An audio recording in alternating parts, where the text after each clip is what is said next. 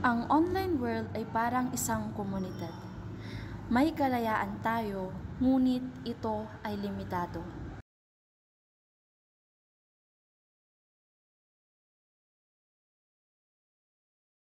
Bakit kaya ganito yung mga comments? Puro hindi magaganda. 6 weeks kaya ang online world kung bago yung mga nakikita natin.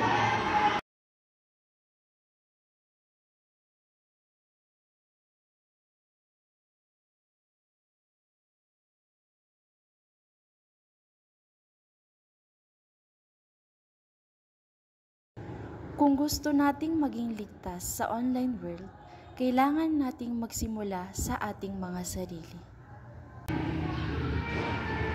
Tama kaya itong ginagawa ko?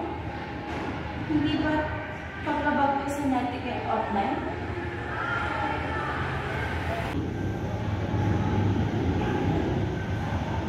Ang simpleng pagrespeto sa kapwa at pagiging magaling sa paggamit ng iba't ibang social media platforms ay gumagawa ng malaking pagbabago sa mundo ng digital world.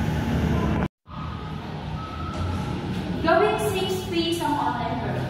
Think before you click, respect every post, and let's create a positive online environment wherein people feel safe, well-informed, and aware.